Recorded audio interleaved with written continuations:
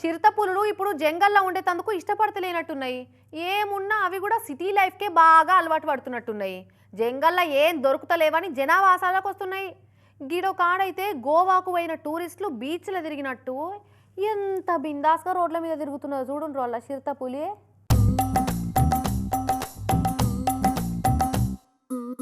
చిరుతపులులు ఈ నడుమ షిల్లా ఎత్తందుకు సీదా సిటీలకే వస్తున్నాయి కదా. మధ్యప్రదేశ్ షియాపూర్ కాడ అర్ధం రాత్రి నడి రోడ్డు మీద షికారు చేసుకుంటా కానొచ్చింది చిరుత. ఈ టైంలో దీనికి ఎవరన్నా ఎదురుపోయినా వాళ్ళకే రిస్క్, ఎవరన్నా వస్తుంటే ఇది ఎదురుపోయినా వాళ్ళకే రిస్క్ అన్నట్టు తెలుగు సినిమాలో హీరో ఎంట్రీ లెక్కనే ఏమన్నా నడుస్తున్నది ఆ పోరి. అయితే పక్క పొంటే ఉన్న కునో నేషనల్ జంగాలకి వెళ్ళి ఇట్లా జనాలకు వచ్చిందట చిరుత. కాబట్టి ఊరోళ్ళు బయట తిరగకూరి ఒకవేళ చేను చిలకల కాడికి పోతే గుత్పలు పట్టుకొని పోరే అని చెప్తున్నారు ఫారెస్ట్ వాళ్ళు. ఇక దాని వెనక పొంటే పోయినా ఎవరో కార్లు ఉండి వీడియో తీసి నెట్లకి ఇడిస్తే ఇరుగా తిరుగుతున్నది ఇంటర్నెట్లా.